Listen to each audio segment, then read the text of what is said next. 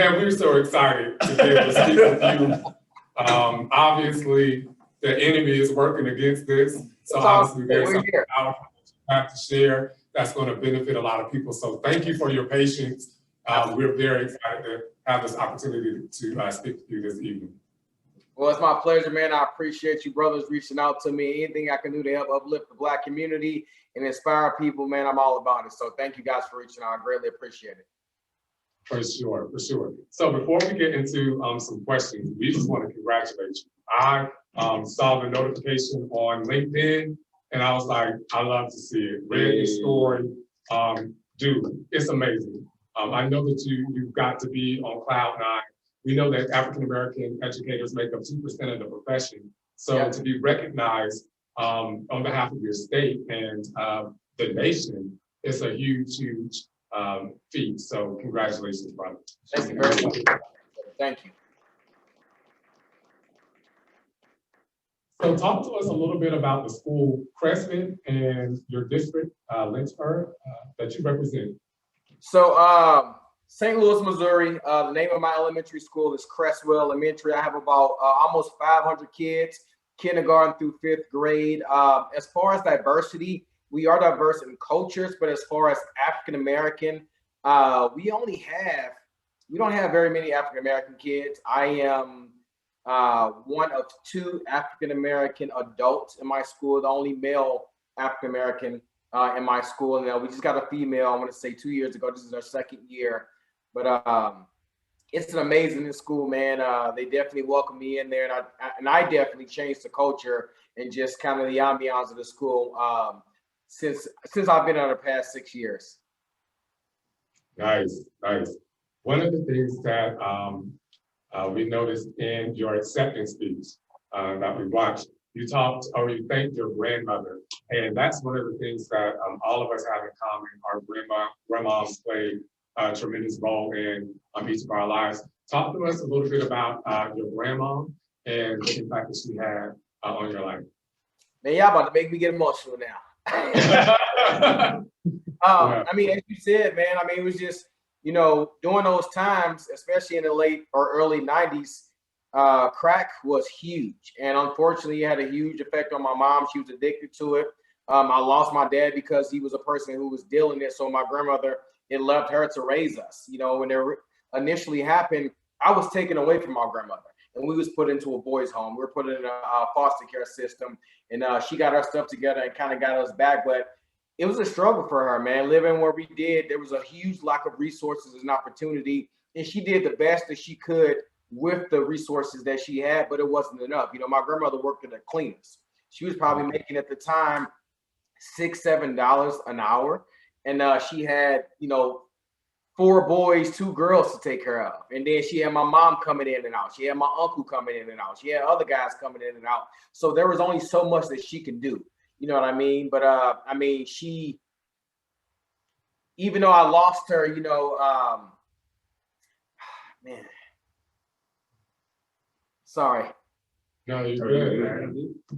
I lost her not too long before I went to college, but man, I mean, she fought tooth and nails to make sure that me and my siblings did the best that we could in life, and we didn't go down the same path as my mom. But as I said, there was only so much that she could do. And you know, my brother, one of my little brothers, I lost him when I was 16, or when he was 16 years old. He was killed, you know, because of gang violence. My oldest brother is still, you know, unfortunately selling drugs. My older brother just went to jail on federal drug charges. So of all of my mom's kids, I'm the only one, for real, unfortunately, that's, you know, trying to be successful. My sisters, they're doing all right, but it's just, it was a struggle, man. I think it was, when you're living in a community like we did, it's hard to change your mindset when you're in that community. And I think the thing that happened for me was when I was taken away from that community and put it into a boys' home, it allowed me to shed that hard shell that I had built up living where I did. And had it not been for that, I wouldn't be sitting here in front of you guys today. My grandmother did so much, but she could only do a little bit. You know what I mean? And I know if she was alive today, she would be extremely proud of me. But it's sad because I struggle every day, because I'm like, I would give everything for my siblings to be where I am right now. You know what I mean? It's one of those situations where I have survivor's guilt. Even though some of them are still alive, it's like 15 years ago when I was taken out of that community, I grew. There was a lot of growth. There was a lot of great things that happened to me, but they are still stuck. They're stagnant because of that mindset, and they're stuck in that same place. Then it's hard for them to free themselves from that because that's all they're used to. That's all that they know. And I think a lot of times it's a lot of fear that plays with that. They're afraid to step out of what they're used to and try something more challenging, try something new. And even though they had that support, it was one of those situations where they're like, you know what? I'm too proud to take a handout. I don't want anyone to think I'm changing up. I don't want people in the hood to think I'm soft. But me being in my situation, I knew that I wanted to see change. I wanted to be better. And being in that community wasn't allowing me to do that. And when I stepped out and I seen new things and I opened myself up to people who put new things in front of me, I definitely took advantage of those. And it was hard for me to do, but I'm so glad that I did it. I'm so thankful that I did it. Right. You, in your acceptance speech, you painted such a clear picture of when you walked into the office and administration was in there, and then you said 4 words changed your life. You're not going home. Dude, how? I can't even begin to imagine as a child walking in, seeing, your principal with, one bag with all of your belongings packed in that and telling you that you're not going home. How did you manage that? How? Bro, it was the hardest thing ever. Just thinking back today, it was crazy because I'm stepping off the bus. I'm walking in. I got my 6 Deuce colors on. I got on my blue and orange. I'm walking into the school thinking I'm just the coolest dude ever. And I see my principal right there with my counselor and my social worker. I'm like, what's going on? And when they tell me that I'm not going home, and that I was going to a boys' home, like everything inside of me shut down. It was like a surreal. I'm like, this is not real. What is going on? What's happening? And then once I left that school and I went to that boys' home, that's when my whole brain, everything just shifted in my life. And it was crazy because when I walked into that boys' home, still thinking like, okay, I'm about to run this boys' home. I'm about to take this same energy from the streets and that I was bringing to this school, to this boys' home, and they shut me down real quick. And that was the best thing they could ever done. It's almost like a teacher when you have classroom management, when you got that kid that walks in and thinks like, oh, I'm about to run this classroom, but then you got to nip it in the bud like real quick. That's exactly what they did to me in that boys' home. And I think from that moment, I realized like, okay, my life is going to change from here on out. And I'm either going to be a part of this change in a positive way, or I'm going to fight against it. And I think that first hour I was there, I was trying to fight against it, but I mean, they broke me down and it changed me, man. And so ultimately, you ended up being adopted by a white family, your football coach, Dennis, and his wife. Yeah. What was that? And that was a crazy situation. Yeah. Yeah, like for real, what was that like going from your neighborhood to now being, literally raised by a white family? It was crazy because, like I said in my speech, I said I live life on both ends of the spectrum. And that was so true because I grew up in the gutter. We didn't have anything. Came home from school, lights not on, no food. My mom out there, my grandma out there, I had to figure it out sometimes. And then I go to a family that has everything. My mom owns country clubs. My dad is like one of the leading persons in this firm, and he's making a lot of money. I can have any snack that I want to.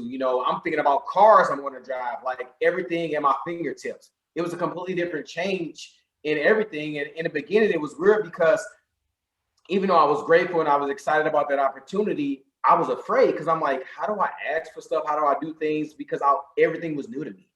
Even having access to anything that I wanted, it's something as simple as a snack. I go into the cupboard, it's a cupboard full of snacks. And I go in and grab a bag of chips, and I'm saving the chips for 2 or 3 days. And my mom like, what are you doing? You can eat and have whatever you want, but I wasn't used to that. So everything was new to me. Everything was a huge shift, and I had to get used to that. So one of the bold leaders is the executive director for a program called One Track. And a lot of their work centers around literally saving students just like you. What do you say to encourage educators? Because your teacher and your counselor and your principal, they have to do some extra work to get you in a safe environment. And a lot of times although we say when you see something, say something and report it, a lot of times people ignore that and they don't want to get into it. What do you say to that teacher that's hesitant about doing the right thing? What do you say? I think first and foremost, a lot of teachers need to understand that your normal might not be the same normal as your student. And I think a lot of times people go into a situation where they feel like everything is what they're used to. So the way that the kid's acting, if they're not on, if they're, if their behavior is wrong, if they're not doing something they're supposed to be doing, they're thinking like, this is just a bad kid. But they don't understand that this kid might be going through some stuff that you're not used to. So I think the first thing that you have to do as an educator, or even an administrator, is get to know your kid, build that connection, build that relationship, so you can know what's going on with them, what's going on in their life. And once you have a better understanding of what's going on with them, you will know that, okay, they might be going through some stuff that I'm not used to, that I might not even know. And I think that's the great thing about admin, is they can give you the resources, the knowledge, and the tools to help you understand that kid, because there's a lot of trauma going on there. And I think teachers need to understand that when you become an educator and you sign that contract, let's say to be a math teacher or be a PE teacher like me, you're not just being that. As an educator, you are so many different hats. And you have to know that going into this job that these kids are going to need you to step up to the plate and do some stuff that you might not have planned on doing. Do stuff that professor didn't tell you about when you were sitting in that seat in that classroom. And I think that's one thing that I've been able to do. Now, for me, fortunately, because of my past experiences, both good and bad, it's allowed me a better opportunity to connect with my students. You know what I mean? And understand what they're going through. But I think for those teachers who don't have that shared experience, not being afraid to get to know that kid and understand them. And also not being afraid to tell them that I don't know. I'm not used to this. I'm not familiar with this, but I'm going to work on this with you. I'm going to get to know you, and we're going to work through this together. And I'm going to be here and help support you. I think the number one thing that these kids need is, one, an ear, someone to talk to, and just knowing that this person is going to support them. Because a lot of times kids will not open up unless they have that relationship or that connection with you. And I think once you establish that, it might take a while, but they're going to come around. They might start saying stuff to you that they would have never in the beginning. But once you start getting that information, you need to understand that, how do I use this information to support this kid and make whatever they're going through better? And not be afraid to do that. Use your resources. Go to your counselors. Go to your admin. Go to local, things that you might have in the community to help support this kid and their family. Yeah. Hey, Darrion. My name is Edward, or EJ.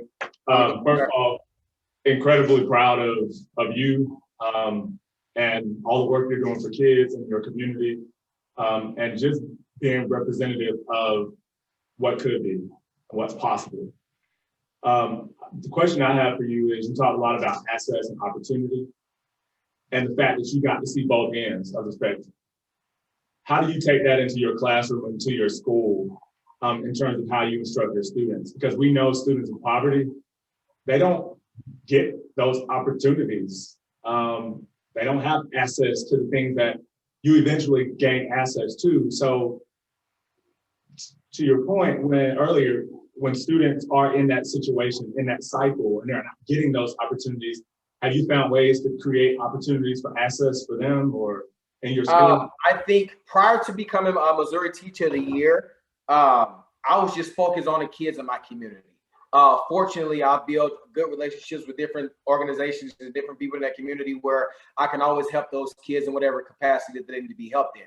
Now that I'm on a larger scale, I'm trying to do my part to figure out, okay, how can I access resources for all of these kids, especially those ones who came from that community where I lived in. I think one of the biggest things that is going to take a long time to change is understanding that these kids' futures should not be based on, or their education should not be based off of the taxes in their community. And until that change, these kids are not going to get those resources and opportunities that they need to be successful. A lot of people say, oh, just all you got to do is put good teachers into those schools. But teachers don't want to go into those schools because they don't have the support that they need to be successful. So if I know that I'm not going to be a successful teacher in this school, in this district, then I'm not going to want to go there. And that's a disservice to those kids because they need teachers who want to be there. But at the end of the day, as a teacher, you still have to eat. So it's hard for you to risk you eating to go live it or go work in a community that doesn't have the support that you need to be successful. That's going to allow you to better serve these kids in these communities. So I think the best thing that you can do is point those families in the direction of different organizations within their community or even outside of their community that can help them be more successful. But you first have to build that relationship with the families. And I know that a lot of white teachers, unfortunately, they don't have that. They're either afraid or they don't know how to connect with these families. But I mean, the best thing you can do is just try your best. Don't be afraid. Thank you. Yeah. How would you address teachers? I think that's a good question that you, a statement that you just made about teachers who are being afraid of kids. Because I always tell my teachers, if you're afraid of them, you will never reach them. So how do you talk with teachers that you presume may have that same fear of a student, thereby not probably being able to help them? How would you address that teacher? So I think one of the biggest fears is, and I still have this as an educator myself, is that one, not being able to help every student. That's my number one fear. But I think it's just taking it one kid at a time, you know, doing the best that you can, putting yourself out there, letting them know that you're there to support them. And I think once those kids know that, then they're going to come to you with whatever they need. And that's the thing that it boils down to, getting that kid, because each kid is different. No one has the same needs. And it's, in order for you to be able to help them, you need to know what they need. And until they're able to come to you and voice that, that's the only way that you can help them. So once you establish those relationships, as I go back to relationships and those connections, and those kids are able to open up to you, that's when you'll be able to help them. I think the best thing that I could have ever done in a school that I worked in is build a platform where teachers and families can get together to talk, be together, you know, work out together, play basketball together. Because once you have those common things, and you can start opening those doors for other conversations, other supports that those parents may need. Because once you establish that connection, it's easier for you to open up to that person about anything that's going on. And I think establishing CrestFit, where I work out parents and I build that platform where those teachers can meet with those parents, they can talk about whatever they need to talk about, and then they can provide those different opportunities for those students to be more successful. That's the best thing you can do, because relationships lead to content and lead to help and support. Cockrell, Carlos Grant here. This is a room full of principals and educational leaders. What advice would you give principals to support teachers, not just teacher of the year, but just teachers in general? What's the best advice you can give a conglomerate of leaders who are looking to support teachers? I think first and foremost, even before you hire that teacher, I would say the worst thing that you can do, and this happened to me, is not hire someone because they're not experienced in whatever that content area that you're trying to hire them in. I think that's one of the biggest disservices you can do for your teacher, for your students, because when I first applied for Lindbergh School District, it was at a middle school. And after the interview, the teacher was like, unfortunately, we're not going to go with you because you're not experienced in health. And I'm like, okay, you know, I understand. I don't have any experience. I've never taught before. The only time I can get experience is if I work. But they didn't hire me. 2 months later, the elementary hired me, not knowing that 5 years from now, I will be teacher of the year. But I'm a good teacher, not because of the content area. It's because of my ability to make connections and build these relationships with my students to get them invested in that content. Because as I'm growing in this content area, they are too. But you can be the best teacher in the world in your content area. But if you cannot make these connections with these kids, they don't care. They're not learning anything. They're not taking anything in. I think the best thing that you can do for your teachers is just support them in every facet that you can support them in.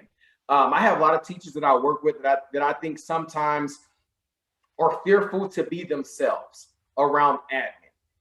And I hate that they can't be themselves, because when you can't be yourself around your kids and they know that you're not being genuine and authentic, it's hard for them to buy into whatever that you're doing. So creating a space where your teachers can be comfortable to be themselves, and they can be comfortable enough to come to you about whatever supports or needs they need to help their students grow. Thank you for that. Thank you. I was saying thank you. Yeah, it was a lag. Sorry, there was a lag. So it's apparent that you Now, are, it's I'm apparent sorry. that you are a physical education teacher and are using that as your platform to promote heart health. Talk to us a little bit about that and some of the initiatives you've been able to implement as a teacher. So first of all, I think specialists in general, PE, art, health, or when it comes to education, always at the lower end of the totem pole. Whenever there's cuts and anything like that, they're always the first ones getting pushed out. So I think the fact that I won Teacher of the Year, not only as a Black man, but as a physical educator is huge. Also, I would like to say that a lot of Black men get knocked for being specialists, for being coaches, for being PE teachers. But I think for me, as a Black man, this was the best position that I could have been in because it allows me the ability to connect with every student. If I was a first grade or a second grade teacher, I wouldn't get to see or make connections with all of these kids in my school. But as a physical educator, I get to be around all the kids and make those connections and help them buy into what I'm doing in my classroom. And also, I think one of the main things that I talk to my kids about and I talk to my students about, and I talk to the students and the staff about, and those parents when they come and work out with me, is that you have to take care of your body so your body can be around long enough to take care of you. It doesn't matter what you want to do in life, what you want to do. If your body is not functioning, if you don't have a good heart, then you're not going to live long enough to achieve that. So just making sure that you're taking care of your body, doing those necessary things. Obviously not doing drugs, obviously eating healthy, making healthier choices, practicing good hygiene, exercising, balancing what you do with what you eat. I think all those things are extremely important, and understanding that when you come to PE, it's not always about just, games and activities and stuff like that. That stuff is fun, but understanding that when you're in my classroom, that it's like a brain party. You got those neurons and things firing, you're learning new information, you're taking things in, and just encompassing all of those things together and understanding that PE health is a hub for life. And it's so important that you take care of your body so that your body can take care of you. And it sucks that a lot of people think that, oh, PE is just kids just go and play, because it's way more than that. It is way more than that. When these kids in elementary school learn those building blocks of fitness and health, and they actually like it and they understand what's going on, it allows them to build on that as they go through their educational journey. Thank you, Mr. Cockrell, for joining us tonight and imparting your wisdom and your experience on us. One question I'd like to ask is, I know you mentioned about being the only Black male in your building. Could you please just talk to us a little bit about that, being the only Black male in the building? Because, we face some barriers. And recently we talked about mental health, not just student mental health, but our own mental health. So what kind of barriers do you face on the daily or have you faced throughout your career? I think one of the biggest barriers that I face is that not having that understanding of the type of man that I am, the type of person I am, my culture, my background and stuff that I have to deal with. I think these last 6 years that I've worked at Crestwood, the state of a Black man, especially when it comes to police brutality, has been crazy. My first year teaching. So before I even get to this, do you guys know what happened in St. Louis and Ferguson, Florissant? What happened? Okay, so get this. When that police officer killed him, was he not the most hated man in America by all Black men? Whether you want to say it or not, I feel like he was. So what would you do if he walked into your school and he was one of the first parents that you met? Yeah. What would you do? Because that happened to me. My very first week of teaching, it was an ice cream social. I'm standing there and this tall white man come in. I'm like, man, this dude looks really familiar. And then my principal kind of comes over and kind of cuts me off because she realized who this is. This is Darrion Wilson, the man that killed Michael Brown, who every Black man in America hate right now. The same man who I'm just telling my boys a week ago, man, if I ever ran into this dude, I'll tee off on him, I'll do this, I'll do that. And he walks in to my school, this kid, up to me to shake my hand. Wow. Bro, do you know what was going through my brain? First of all, I'm thinking like, okay, I was talking all that stuff, now what? Like I have for the culture. I'm like, for the culture, I gotta do something. I gotta do something, you know, I gotta represent. But then I had to think about my actions. And I think one of the biggest things is, as a Black man, as one of the only Black men in my school and in that community, my goal is to change the narrative of how people see us. And if I would have done what I said I would have done to my boys, I would have been continuing that same narrative. So even though I hated his guts, I hated what was going on, I had to take a step back and realize that, okay, if I do this, I'm not helping myself out, and I'm not helping out the Black community. So I have to change that narrative, and I have to go at a different angle. So when I seen that man, I also seen this kid, and I realized, me as a father now, especially, I'm like, he's a father. No matter what he did, whether it was wrong, right, whatever the situation is, he has a son. And when his son grows up, I don't want his son being afraid of Black people. I don't want his son hating Black people. And I don't want his son thinking that every Black man hates him or he can never build a relationship with them. So I think when I took that other route and I said, okay, no matter what went on with him, I'm not going to judge his son in that light. I'm going to be respectful in every way possible. And I'm going to show his son that even though these Black men might hate your father, there is a Black man in your school who's going to change that narrative. And I think changing the narrative of how people see Black men has been my #1 goal working in that school. During Black History Month back in February, I had a kindergarten student come up to me and said, Mr. DC, you are the only Black man that I know, and I love you.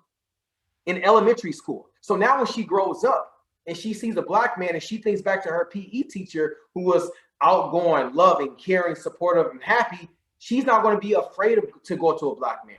She's not going to be withdrawing from them. She's going to see them in a good light. And that's what I want people to see us. I don't want people to see us and get afraid and clench their purses or think the negative or think what the media is putting out there. When you see me in person, you vibe with me, you have a relationship with me, and that helps you change your mindset about all Black people, that's what I want to do. Mr. Cockrell, one thing about this, the responsibility doesn't just belong to the school, it belongs to the community as well. Yes. What are some things that you're doing with local organizations, churches, and things like that to change the perspective of not only African Americans, but just teaching all kids? What are some things that you're doing to bring that into the school? As I said earlier, I touched on the first thing that I created was just CrestFit. That just allowed me the platform just to go outside of the school and get to know these families and build a relationship with them. To just, you know, talk, do things so they can get a better understanding of who I am and the man that I am. One thing that we've recently just done is we've been doing this partnership with the local fire department and police department, where we're allowing the police officers, this police officer to come into the gym and just be active with us and just them see this police officer work with me, have a connection with me in a positive way, and not what they're seeing, you know, on TV where all Black people and police officers don't get along. We want to change that narrative. What I'm also doing is like read, write, run, and things like that, getting kids connected with in a community with.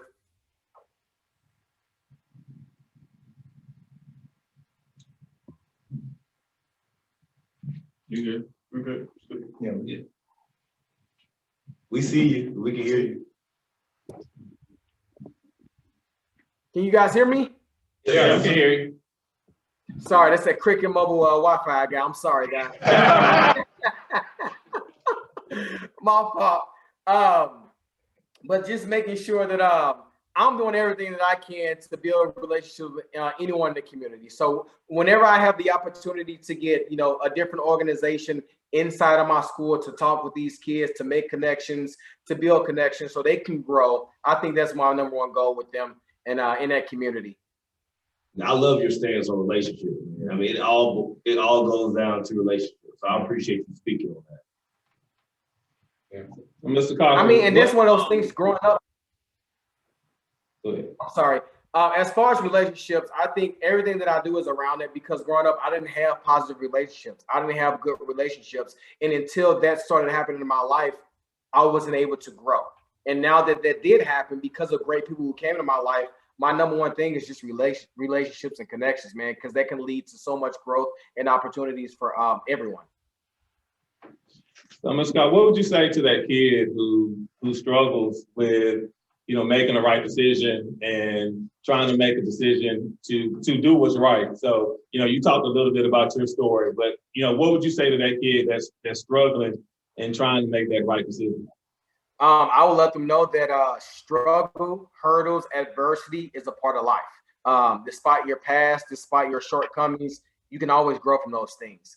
One thing that I always do in class is I make mistakes. And sometimes I make mistakes on purpose to show these kids that I'm not perfect. Yeah, I might be teacher of the year, but I'm not perfect. We're not perfect. We're only humans. We're going to make mistakes. We're going to drop the ball. But the great thing about making mistakes is what? You can grow from that. You can learn from those. So just let them know that despite what's going on in your life, there's a light at the end of the tunnel. You can push through and you can learn from those mistakes and you can be better each and every day. But you have to want that. You have to know that.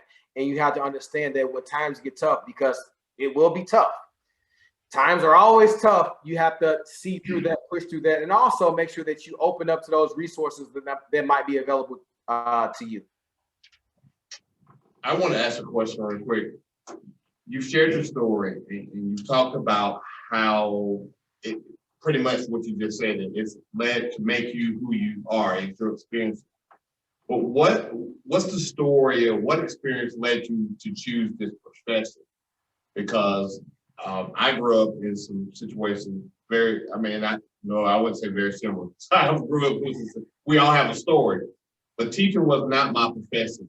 And I found out it is my calling.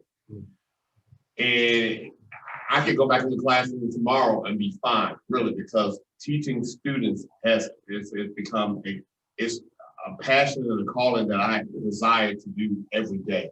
What led you to the profession of education?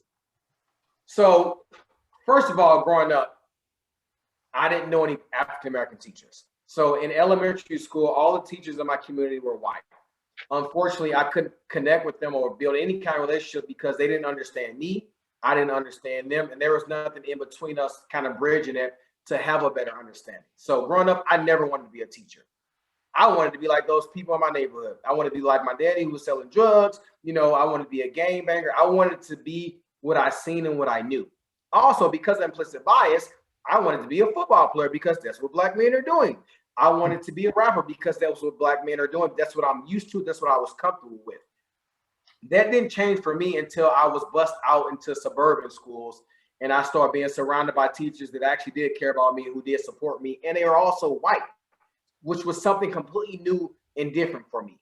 When I got to college, I knew I wanted to do something where I connected with people, but I didn't know exactly what that was. And initially, I kind of wanted to be a teacher just because I'm like, oh, this is an opportunity where I can connect with people. But I didn't know what type of teacher I wanted to be. So I'll never forget when I went to college, I went early because I was a football player. And I sat down and I met with my advisor. And I said, I think I want to be an art teacher because art was actually my first love. I use art as an outlet to draw, to just kind of get my anger out, or just to put, whatever was going on in my brain on a piece of paper. I loved art. So I went into this situation and said, okay, I'll be an art teacher. Went to my advisor. She said, okay, this is great. Where's your portfolio? I said, portfolio? She was like, yeah, you're not going to be an art teacher. So I had to go back to the drawing board.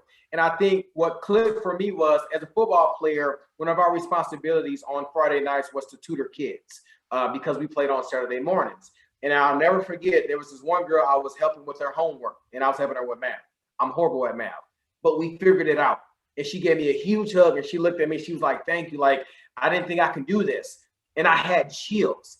And when that happened, I'm like, I want to be a teacher. I want to feel this forever. I want to make connection with these kids and help them do stuff that they didn't think they could do. Hell, I wanted to do it because I didn't know I could do some math stuff either.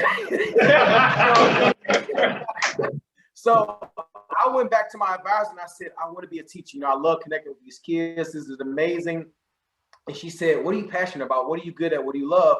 I said, I love sports. I'm passionate about kids. I'm passionate about fitness. I've learned so much from playing football. And she said, why not be a PE teacher? So I went into physical education. And I can tell you guys this. I've done a lot of stuff in my life. I currently do a lot of things, but teaching is one of the most natural things I've ever done in my life. I don't feel like I need to go to college to have done this. I truly believe God put me on this earth to be an educator because it just comes so easy and it comes so natural. And I absolutely love it. Like, I talk to my friends about this all the time. They're like, man, you don't get paid that much and all that stuff. But I don't even think about that. I don't even care about that. I just love the connections I'm making with these kids and just seeing these happy faces when they're running around in my class having a good time and just, you know, making connection with these families and seeing how happy they are when they drop their kids off to me at school. Like, it is the greatest gift that God could have ever gave me to just teach so naturally. And you, my friend, that's what makes you teacher of the year, an educator, because it's that feeling that you can't. I mean, it's like I've been in a classroom where all of a sudden you feel the energy of the kids getting it when they struggle to get it, and you say, "This is why I'm here." This is why I'm here. It is the greatest feeling in the world. There's sometimes I just step back. It's like an out of body experience, and I'm like watching myself, watching my kids, and I'm just like, how am I doing this right now? Yeah. Like, people come and ask me, like, how are you teacher of the year? Like, how do you teach? It's one of those things where I can't even explain it. I just do it. It just comes so natural. It's like getting up out of bed in the morning, you know, pouring a cup of water and drinking water. It just comes so natural to me. Mr. Cockrell, so you're a teacher of the year, you're your husband, you're a father, you're a teacher, and all of these roles you're leading all the time. You're always at the top of your pinnacle. Talk a little bit about what's your safe space? Do you have any affinity groups? Do you have any people or settings where you don't have to be the leader all the time? Do you have that kind of space? And if you do, what does that look like? Brother, I need to move where y'all at and join y'all. Come on, man. We got a shirt for you. Come on. I think. Hold on. I think there's some PE positions open. I think the tough thing for me, one, being the only one in my friend group who's an educator, being the only black man in my family, you know, I'm married to a white woman, my son's biracial, being the only black man in my community. I feel like I'm always trying to make sure that I'm always at the top of my game. Because as I said, I'm always trying to change that narrative of a black man in a good life. And I'm always trying so hard to make sure that I'm doing everything to the best of my ability. That it's exhausting. Yeah. Mentally, physically, socially, emotionally. And for me, my advice sometimes is going to the gym. But it's hard for me to open up and talk to people because I still have issues with trust because I had that growing up. I've had counselors, I've had people that I've talked to, but I think sometimes just being in a car by myself with my own thoughts and just reflecting is the best thing for me. Because there's a lot of times when I try to go to my friends and talk about something, but they just don't understand it because they're not an educator, or I might try to talk to my wife about something, but she doesn't really connect with it. And I mean, I know a lot of people aren't religious, but sometimes I just need to talk to the Lord, man, because even though he might not answer me right away, he'll let me know the answer that I'm seeking, you know, soon. And once I get that, I'm like, okay, that's what you were talking about. Okay, I get that.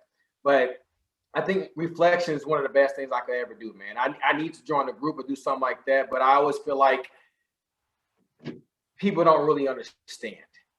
And it's one of those things where I preach, like, open up, connect with people, but even though I'm opening up and I'm connecting with people, it only goes so far because there's still a part of me that's like, I don't want to get hurt like I did growing up, not having a mom, not having a dad, because the closer you get to someone, the more you love them, and the more you want to be around them, and the worse it would be if something were to happen to them. So in the back of my brain, one of my biggest fears is always losing somebody. And I don't ever want to get too close where if I lose them, they're like, everything's going to shut down with me. Well, let me tell you something, man. When you said that just now, I know for a fact that every man in this room could relate to what you're saying. And it's the reason why this group exists. You know, we share some of your same stories and, you know, not all the different entities there, but very similar dynamics where, you know, we're all having to be the leader all the time. And it's hard. And so you need that space of people you can get around and trust and just be free around and have that affinity grouping. So thanks for sharing that. And I think you just kind of affirmed things that we already feel. And it's good to know that other people feel that same way. So thank you for sharing that. So if y'all ever get like a Facebook message at 3 a.m, it's just me just trying to get some off my chest. Anytime, man. Yeah, I said I can contact anytime. So I have a follow-up. So Dawson, your son, I know that we're all connected to a lot of groups that support African-American male educators. Call me Mr. I mean, the list goes on and on. So a lot of them will see this. Talk about fatherhood and how that has changed your life. We've seen your Instagram pictures, great husband, great father. Talk a little bit about Dawson and fatherhood. First of all, it was just hard getting him because we just had issues with having a kid. So I think the fact that we had him was just a huge blessing. That was the first thing. Second thing, for me being a father was just crazy because I never had a father growing up until I was, almost in high school. And even then, that wasn't like my father. So I was always afraid, like, how am I going to be a father? Because I didn't know how to be one. And I think I realized that I think everyone has that situation, whether you had a father growing up or not. It's just something new and something you just learn. It's something that sometimes comes natural. I've definitely had to work at it because sometimes I feel like I don't know if I'm doing the right thing or not. You know what I mean? And then because our parenting styles are different, because we just grew up differently, I think it's kind of hard to balance that. For example, when you grow up the way that I did and you didn't have anything, sometimes I feel like I'm living through my son because I try to give him everything that I didn't have. But then you got to understand that, like, if you do that, he's going to grow up feeling like he can do and have anything he wants. So you got to find that balance. You know what I mean? He's definitely made me change my whole mindset, how I do things, just how I live my life. I always think twice and 3 and 4 times about everything I do because I don't ever want to put myself in a situation where I don't come home to that dude, man. You know what I mean? Because my son just turned 4 years old and I lost my father when I was 4. And I mean, sometimes I be in my car crying because I'm like, bro, what if I didn't go home to this kid? I would never want him to grow up the way that I did or not feel like he have a father because he lives in a white community where I'm the only black man that he sees every day. And I can't even take him back to my neighborhood because my family, they're doing shit that I'm not used to, excuse my language, but they do stuff that should not be normal. They do stuff that I don't ever want him to see the thing that's okay. He shouldn't have to go visit my family on during the holidays and everybody just sitting in the front room smoking. Nothing against people who do that, but I don't want him to think that's normal and that's okay. You know what I mean? And then he's a kid. They shouldn't be doing it in front of kids anyway. So it's just one of those things where I want him to grow up and know what he is and understand both parts of his family, the white side and the black side. But he's getting more of the white side because I'm too afraid to take him down to the city. 1, because of the violence and it's just not safe. 2, there's just so much stuff going on that I don't want him thinking back like, oh man, I used to go down to visit my grandma and she smelled like this, or she was drinking, or she was drunk and they were doing drugs and this and that. It's hard. It's hard, man, because I'm trying my best to be a good black father and have him understand his culture and where he's coming from. But there's so much of that I don't want him to know or be a part of that he needs to know. But I don't know when to introduce him to that and when not to ever introduce him to that or be around those certain people that I don't want him to be around because I know how bad of an influence that was for me. That's good. There's a lot of black men out here for me to connect him with that are good influences. You know what I mean? That he can see on a daily. It's tough. It's tough because we know those things that we went through. We don't want to see that for our child, but at the same time, we can't shield them from everything because then they don't grow up with an understanding and they're naive with things. And it's just a hard balance. I mean, you said, the teaching comes natural. There's one thing I was texting my oldest son and saying, listen, he's about to get married. And soon I guess he'll be a father of his own. There's no manual for this, so we can go and look at our state standards, right? And we can see what our patient guide says, what we need to do in order to move our kid from X, Y, to Z. But when we look at that and we talk about being a father and then want our kids to be good students and all those things that we have, it's like, are we trying to circumvent their story? Because they got to find themselves as well. But then again, we want to be that soft landing space that they have.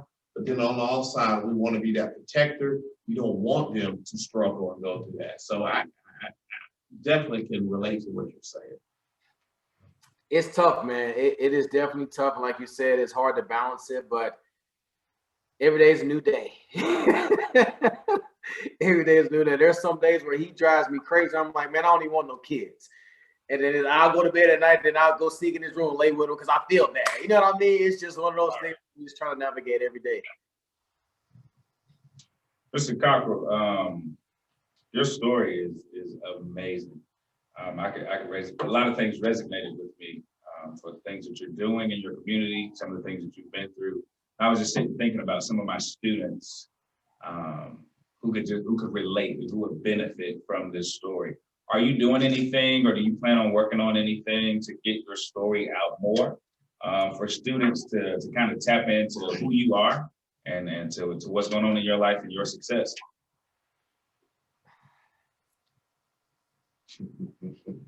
Write the book, man. I'm gonna say this. For legal reasons, I can't say if there may or may not be something that comes out where people can see my story. We'll just say that. Sounds good to me, man. Yeah. Just give me a ticket. What'd you say? Just make sure I get a ticket. Yeah. So we're coming to the end of the hour. Before we let you go, is there any final words that you want to share before we close out? Just anything to motivate or inspire? Absolutely. I just did a little talk with some high school students. I think one of the things that they connected with the most was me talking about just the mentality of a lion and helping them understand that, there's going to be a lot of times in life where you have feelings of like inferiority and stuff. You might not be the biggest, the strongest, or the fastest person in the room. And that's the same thing that goes with the lion. The lion's not always the biggest person. A lot of times it goes to the elephant. Not the smartest person, that goes to the monkey. Not the fastest, that goes to the cheetah. But the thing that sets the lion apart from everyone else is this mentality. It goes about everything fearlessly, with extreme competence. And I think when you go through life, you got to understand that it's all about your mind. The mind is the best thing that you can use to help you further and do anything that you want to do in life. And as long as you have that good, strong mindset and the will and the power and the hard work and dedication, you can literally do anything. And a lot of people are afraid, but don't be afraid, man. Use what God gave you. Everyone has an amazing mind. Everyone has a story. And the great thing about everyone's story and that journey is the connections that you make with people. Use those connections. Don't be afraid. Be brave and just try your best each and every day. Absolutely. Can I say one thing before we close out? And we can stop the video after this, but I just want to be able to say to you that in the Black community, especially as Black men, you're obviously gifted. And I don't know if someone told you that when you were young or not. They should have. You operate in excellence, as do the men at this table. And I think often, and you alluded to it earlier, that we feel like we carry the weight of the world on our shoulders, that we got to be the best all the time. And I just want you to know that you don't have to carry that weight alone. It took us 20, 15, 10 years of being in this field, of feeling that way, of being that Black man in the building to relate to the Black students and connect, in certain ways and being a source of information. It took us finding each other kind of organically, to be honest, to realize that there's things that Corey knows that could have helped me 5 years ago based on his experience. It could have saved me a lot of headache and a lot of struggle. And so just know that with this group, when we joke about 3 a.m. texting or reaching out, that it's true. Every morning, this group is sending positive messages out. Throughout the day, we're constantly sending videos and Marco Polos and text messages to one another, talking about how to navigate life, fatherhood, and then experiences as a Black male teacher and in this profession and everything that's going on in society as well. And so again, it feels like you're in this alone, and in your individual community, you may be, but just know that there's a group, and there are groups out there that can help support and network with you to help lift some of that load, because we're doing it in different pockets, and we need to connect more across across geographic lines. We're not quite there yet, right? But there's not many of us doing what we do, and you need to know that we're here for you.